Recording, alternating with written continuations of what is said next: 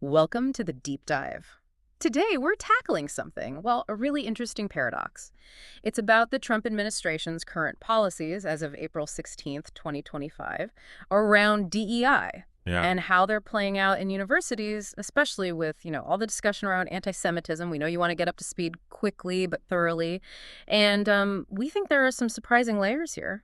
Absolutely, because on the surface, it looks like a clear rejection of, let's say, traditional diversity, equity, and inclusion ideas. Right. But what seems to be happening, especially in higher education, is maybe more complex. We've seen talk, for instance, about cutting federal funding to places like Harvard. Yeah, citing concerns about bias or how they handle certain Yeah, things. exactly, and that's part of this picture. Okay, so let's try to unpack this. The analysis we've looked at suggests that even with this strong pushback against what they call woke demands or traditional DEI, Mm. it's almost like a new kind of DEI is being built in its place, a sort Mm. of parallel system. That's a good way to put it. Our understanding comes from, well, looking at those funding debates, but also really digging into how the administration's policies are redefining DEI and even wokeism. Right. So that's our mission for this deep dive, isn't it? To really dissect this redefinition. Precisely.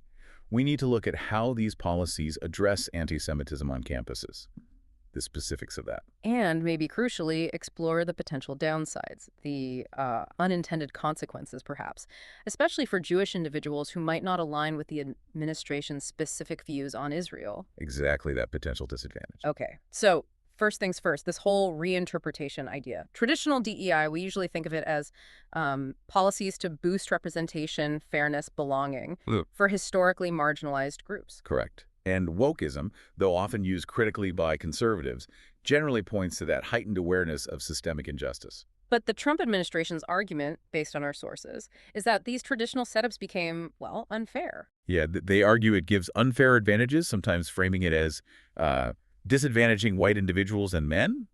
Reverse discrimination is the term often used. But here's the twist, right? The analysis suggests they aren't just getting rid of DEI. No, not entirely. It seems more like a strategic redirection, favoring groups perceived as maybe historically dominant white individuals. Men are mentioned specifically, but also... Also groups that align ideologically. Exactly, and pro-Israel Jewish individuals seem to be a key example there. So it's like a two-pronged thing. It seems that way. First prong, actively dismantling a lot of the traditional DEI programs. Right, getting rid of policies supporting underrepresented groups because, in their view, those policies discriminate against the quote-unquote majority. A key example mentioned is revoking Executive Order 1-126. That's the one about affirmative action in federal contracting. It's been around since, what, 65? Wow, yeah, a long time. Its aim was ensuring fair shots for minorities and women in federal contracts. Rescinding it, well, it potentially shifts those opportunities back towards non-minority contractors. Who are often white and male, statistically speaking. Correct. So you see a potential beneficiary shift right there. And this isn't just contracting, is it? It's in education, too. Definitely. The end of race-based affirmative action in admissions is huge. But then look at what gets emphasized instead. Like legacy admissions, kids of alumni. Exactly. And certain athletic scholarships. Now, on the surface, maybe they seem neutral. But they're not really, are they? I mean, who benefits most from legacy? Well, yeah, legacy inherently favors families with a history at the university, often white and wealthier families. And with sports, think about which ones get big scholarship money. Often things like rowing, lacrosse. Sports with less diverse participation, typically. Precisely. So even these seemingly race-neutral things can end up reinforcing existing advantages for white, affluent students. It's subtle. And Yeah. it goes beyond admissions, too, right? Workplace DEI. Uh-huh. Sources point to cutting back on things like anti-bias training, diverse hiring initiatives. And what happens then if you cut those formal programs? Well, one consequence is you rely more on informal networks for recruitment. Who you know. Right. And if those networks are already predominantly, say, white and male. Then you just perpetuate that imbalance. It's harder for others to break in. It's not necessarily overt discrimination, but the outcome can be similar. Okay, so let's sum up this first track. The beneficiaries seem to be white individuals, especially men. Methods include ending affirmative action, boosting legacy, network hiring. And the result, according to this analysis, is a kind of enhanced equity, but for those already in positions of power. Right. Now, what's the second track? This is where the anti-Semitism angle comes in strongly, isn't it? Yes, this is really key. The administration's focus on perceived anti-Semitism in universities. Using Title VI of the Civil Rights Act, Yeah. which is usually about race, color, national origin discrimination. Exactly. Applying that framework to allegations of anti-Semitism. Yeah. And they're using serious leverage. Like the threat against Columbia, $400 million funding cut. That was a very public example. But sources say warnings went out to maybe 60 colleges about handling alleged anti-Semitic discrimination. Okay, but the definition of anti-Semitism they're using is critical here. Absolutely critical. It often includes criticism of the state of Israel. Remember the January 2025 executive order adopting the IHRA definition? The International Holocaust Remembrance Alliance one. Yeah. And some of its examples, well, they can be read as equating certain criticisms of Israeli government policy with anti-Semitism itself. Which is a really broad interpretation. It is, and by using that broader definition, it arguably creates a kind of institutional shield for pro-Israel Jewish individuals. Protecting them from certain kinds of dissent, Well, bolstering their political voice, maybe? potentially, yes. The sources mention investigations into universities for widespread anti-Semitic harassment that seem, at least partly, aimed at ensuring alignment with pro-Israel positions. So it's a very specific kind of protection.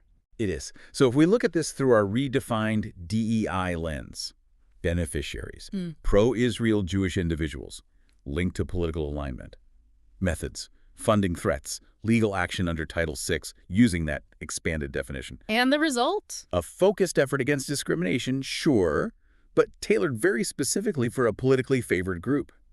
It almost mirrors some aspects of traditional woke focus, but customized. Which brings us to this idea of Trump's new wokeism. It's not about systemic racism or sexism in the usual sense. No, it seems to be a revised awareness focused on, one, reverse discrimination against white men, and two, protecting pro-Israel advocates using that broad anti-Semitism definition. So flipping the script, kind of, Yeah. portraying traditional DEI as oppressive. While elevating anti-Semitism, as they define it, as the key grievance to address. It's a selective use of social justice language. Okay. But what are the consequences of this redefinition, especially, as you mentioned earlier, for Jewish people who don't identify as Zionist? This is a really critical point from the sources. If you equate anti-Zionism, which is opposition to the political ideology, maybe Israeli policies, maybe the state itself, with anti-Semitism. Then what happens to Jews who hold those non-Zionist views? For religious reasons, political reasons, whatever, they might oppose Israeli actions without any anti-Jewish feeling at all. Exactly. But under this broad definition, their views, their criticisms, could get labeled anti-Semitic. Which could have a chilling effect, right, on their free expression. That's the concern raised. Suppressing their religious or political views, it creates a situation where holding a certain line on Israel becomes almost a test of whether you're deemed anti-Semitic or not. That sounds like it could make things pretty uncomfortable, especially on campuses already under scrutiny. Potentially, yes. Trying to voice concerns about Israeli policy could be misinterpreted, maybe even lead to being investigated or penalized. And does this risk marginalizing certain forms of Judaism itself?